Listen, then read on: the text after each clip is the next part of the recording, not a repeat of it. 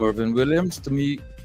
With me is Mr. Elson Lowe, economic advisor to the leader of the opposition, and we're joined by opposition leader Mr. Aubrey Norton, MP, who has just finished presenting to the National Assembly of the Parliament of Guyana on Budget 2024.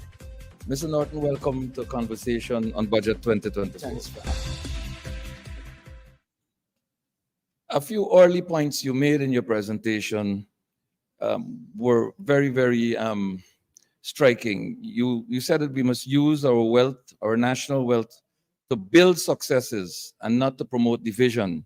You spoke of developing our human capital, and you said it was essential to our country's development, focused as you were on education when dealing with that.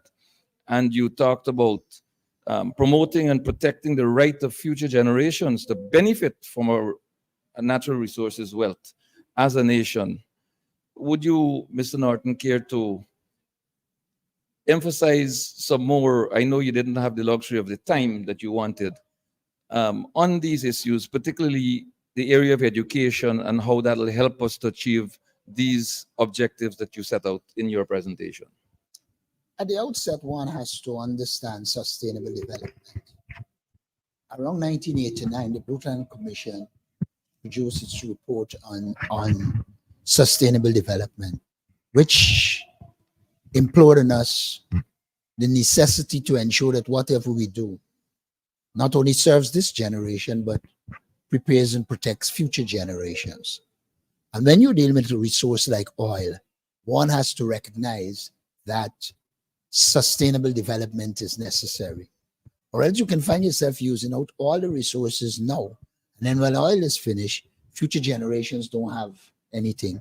Additionally, once you focus on sustainable development interwoven into the fabric of which is preparation for future generations, then you would recognize that you have to be very, very careful and ensure as you get oil resources, you also have got to have the mechanism to save, put it in funds, etc., that it can earn interest, etc., so that it protects the future, but also invest it in a sensible way.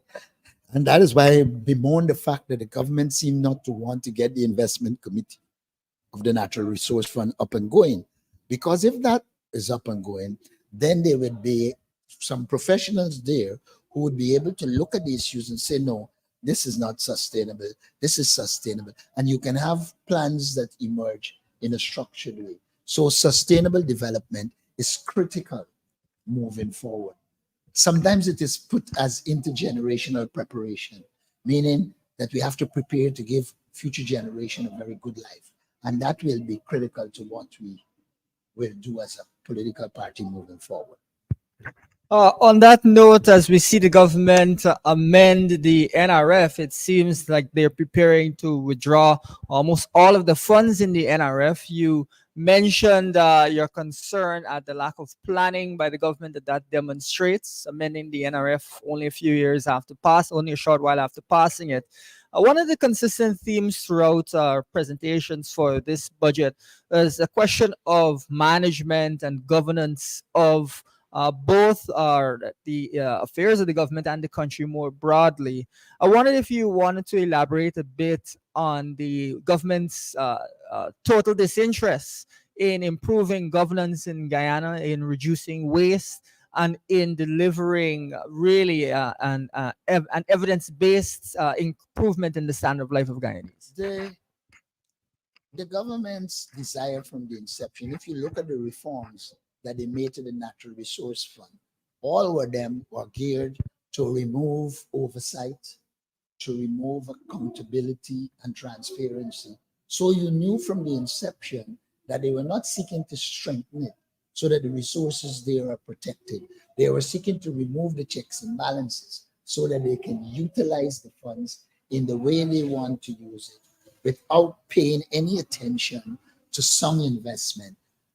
If you'd listened to the Vice President recently, he virtually said we have no interest in studies and analyses. They are not people who can run a professional economy. It is done in the whims and caprices of the vice president. And so one understands the situation. And that is why we have been trying to say to people that there is need for accountability, there's need for transparency. But then in my presentation, I made the point that a journalist asked the president about a plan. And the president said, we don't have a plan. We just make it up as we go along. So we got to gas the shore, and then we get an idea, even if it ain't got any link. We put that idea in place, and then we go to Matthews Ridge or somewhere, and somebody tells us something. And then you can't run a country like that. You need to have clear priorities. And that is the reason why I've identified certain priorities. And I think the key thing here has to be first, the development of the human resource capabilities in the society, because it is the quality of human resource that will determine whether you succeed or not. You have to have mechanisms to have research done, analyses done. You have to be able to look at options, analyze them, and then come up with the correct combination. It's like when the Prime Minister was speaking about energy, it's like he's all over the place. There's nothing which says essentially that our strategy is to use a combination of fossil fuel, wind, solar, and based on its effectiveness and efficiency in particular areas, we will allocate, we will put it there. But if it is not suitable, then we wouldn't. But it is just like, oh, we're distributing solar panels. Oh, we're distributing whatever.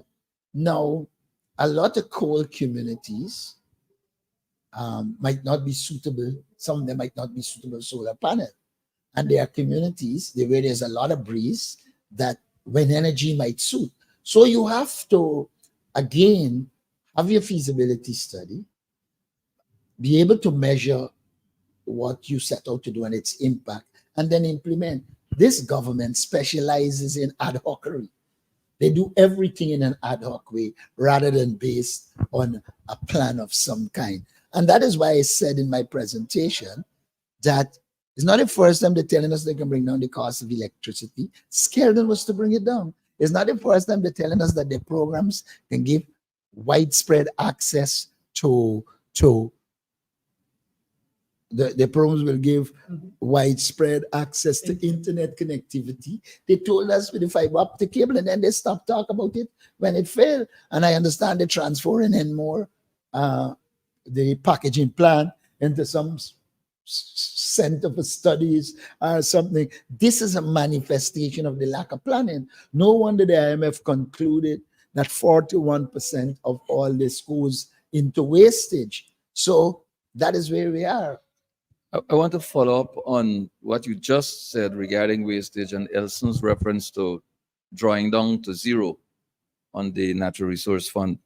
You mentioned in your presentation that the government was doing two things. One, borrowing as much as it was wasting, and wasting as much as 41% of capital projects. What is that going to do to the rights of future generations to benefit from our natural resources wealth? And is there any safeguard that you would recommend to the government immediately? And while you're at it, can you offer our viewing public the alternatives that you have in mind in that regard? Well, what they will do is what I would say they should do, the alternatives I have in mind. For instance, we should go back to a natural resource fund in which there is broad-based participation, the regions, the private sector, professional people, so that it's not just a case of a vice president at his whims and fancies deciding what happens. That's one of the first measures, to have the committees running the National Resource Fund being broad-based, to have professionals on the investment committee, so that it can happen in a particular way. The other thing I would say to them, they need a petroleum commission. We have said that regularly. That will go a far way in ensuring that sensible decisions are made. There are checks and balances, and we can move forward. Clearly, the government has no interest in structures that will check them. They want total control. And as they go down this role of total control, and as they pluck schemes from the skies, what they are doing is putting together a hodgepodge of projects that will result in the emptying of the natural resource fund, and then the future generations would be in trouble. They are not even showing that they have an interest in developing new industries, as I pointed out, so that apart from relying on oil and gas, you're preparing the basis for post oil and gas by having new industries identified and resources put into developing those industries so that you diversify the economy and create this opportunity for future generations to benefit. We talk about the stock exchange, which is one avenue that can be used to ensure people access resources and do the things that are needed. So clearly, like I said in the presentation, the economy has changed, but the thinking hasn't. And when the thinking has not changed, then the measures that will come as a result of old thinking will act as a fetter to the new economy, and therefore does not allow the economy to develop in the way it should develop. Absolutely. You touched in your presentation on the healthcare system and the government's focus on building new hospitals, but but lack of focus on compensation of nurses and training of nurses. I don't know if you want to touch a bit on the way that the government is looking at managing the healthcare sector, where it seems that they're looking to build, but don't have in mind what exactly their goals are. In both the health and education sector, the focus is on infrastructure. The problems to be solved, they are infrastructural problems to be solved.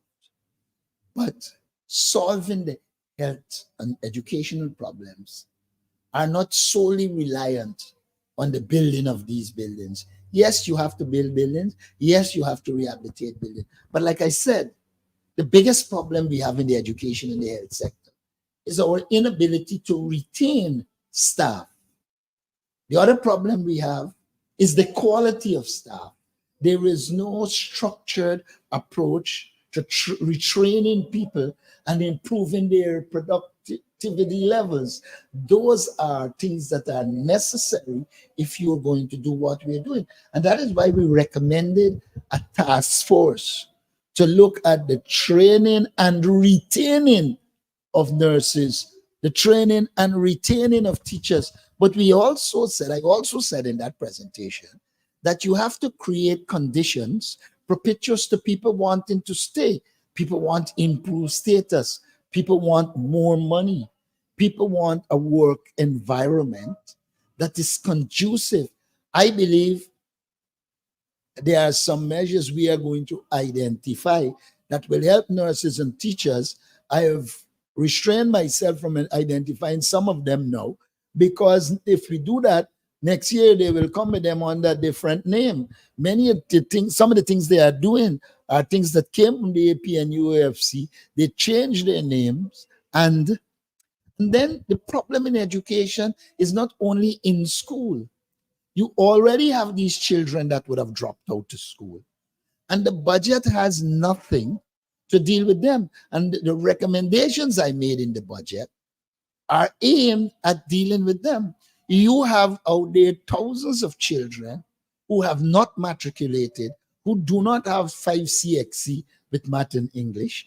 You have some out there that have no hope of doing CXC and math of English, but you have no technical and vocational program at the community-based level to take care of those children. GTI has been there for years, GITC, but the rate at which this economy, and this is the point we made, they have not looking at the changes in our economy.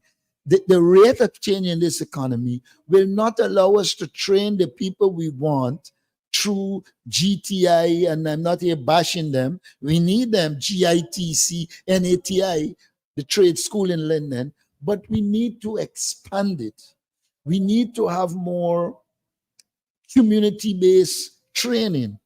And then even with these institutions, a lot of people cannot afford And that is why I said you have to incentivize the young people so that they want to go in that direction. Another thing that can be used is live-in accommodation, so that students who live far and lack the resources to be able to go to these programs can live in, funded by government, and get the training. I keep saying there's need for a comprehensive approach to our human resource development.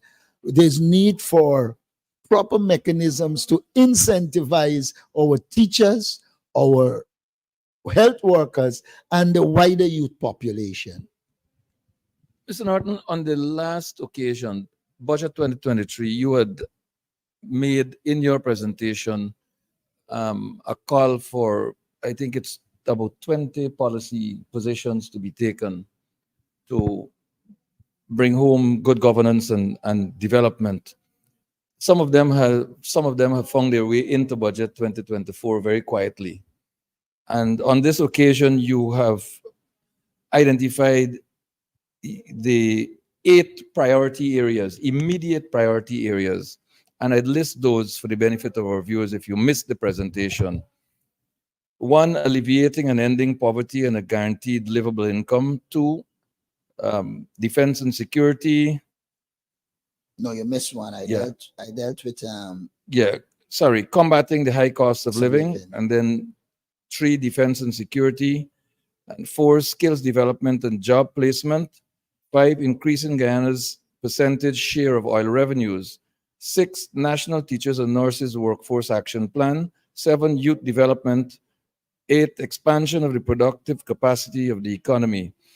I suspect, Mr. Norton, that increasing Guyana's percentage share of oil revenues will be the most topical of these 8 priority areas among citizens of Guyana. Would you like to expand on that one for us, please? Well, like I said, we already have an oil and gas. The major challenge facing us is the technical competence to manage the sector. So what we're saying, first of all, is that we must acknowledge that we lack the technical capabilities. To deal with that, we should hire a company or companies that can help us. But we must simultaneously train our people so that we don't become totally reliant on these companies throughout the years. So we need to train our. We need to train them to audit. We need to train them to monitor. We need to train them to be involved in the sector, so that in the final analysis, Guyanese play a significant role in the development of the oil and gas sector. I'm aware of our limitations, especially as it relates to drilling offshore. So what I'm saying in gist is we need to benefit more.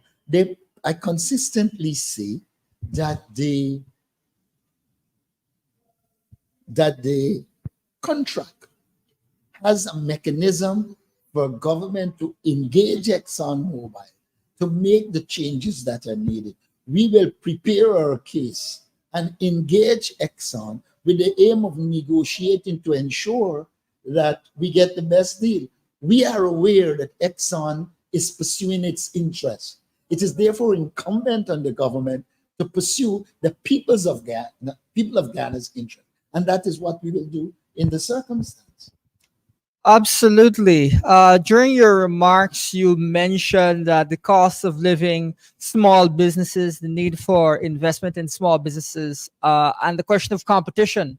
I just want to know if you wanted to elaborate again for those who are viewing on the government's lack of a focus on small businesses and on promoting competition and its effect on the cost of living. The government wants to ensure that it continues to control the allocation of resources. It wants to ensure that it is the determiner. Now, but while they talk about developing a liberal economy, they are avoiding competition. But competition is critical. If you have more industries coming, more companies and firms coming in, then you will have more producers, and therefore competition will emerge. One of the advantages of competition is that it helps to bring down price.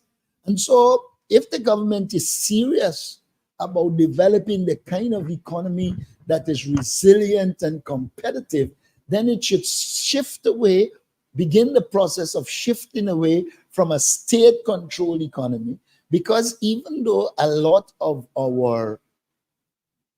the companies are involved in the economy, the economy is still in large measure state controlled, state dominated, not from the standpoint of ownership, but from the standpoint of allocation of resources, which is what is critical in terms of putting resources into various areas to ensure they develop.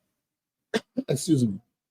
So what I'm saying in gist is that there is need to first educate people on competition, put the mechanism in place for competition, and then constantly grow the private sector and engage young people so that they become involved in business, so that we truly begin to develop an economy in which there is competition, which will redound to the benefit of the people through lower prices and other opportunities.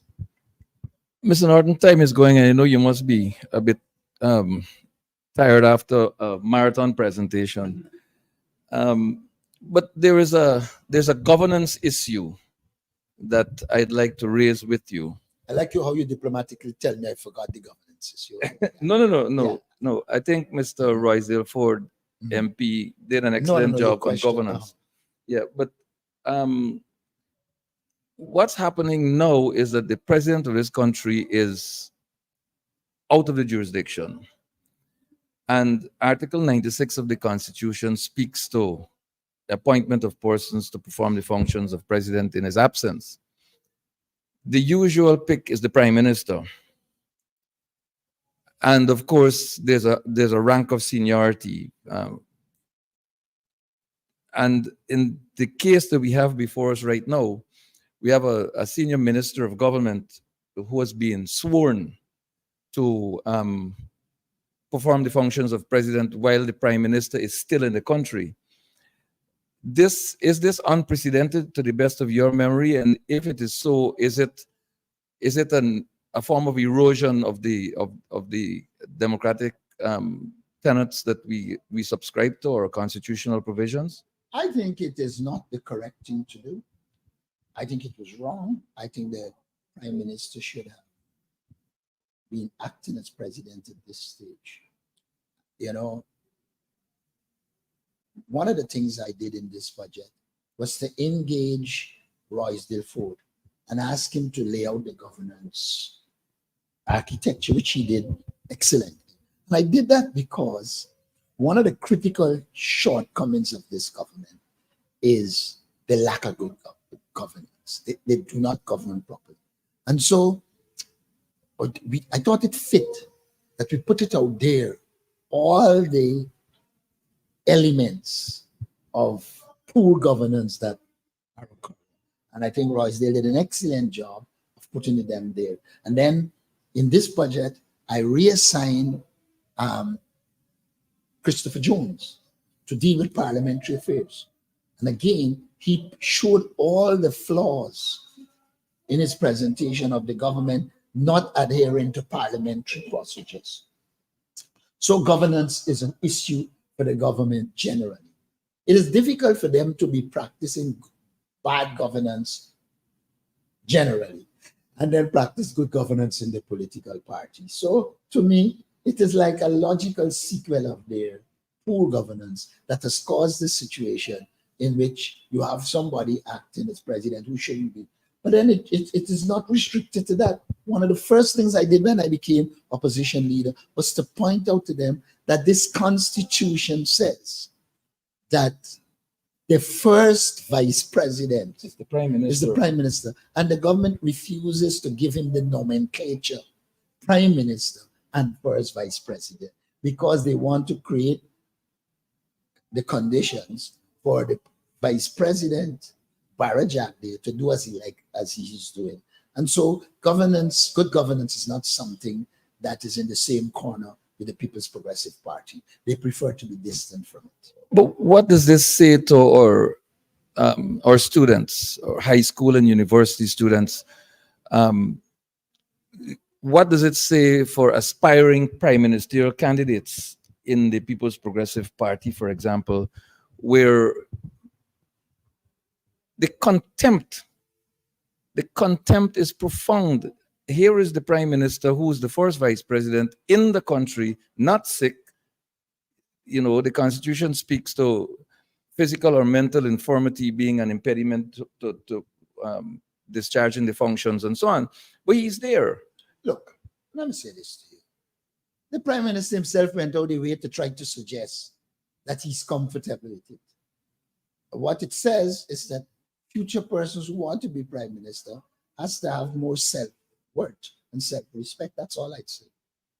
Thank you very much, Mr. Norton. You have been watching this Budget 2024 conversation with the Leader of the Opposition, Mr. Aubrey, National Congress and Leader of the Opposition. Our guest, I'm Mervyn Williams. On behalf of myself and Elson Lowe, I'd like to thank you very much for joining us. We'll be back with more conversations on Budget 2024 as the estimates will be considered during the course of next week. Thank you very much for staying with us.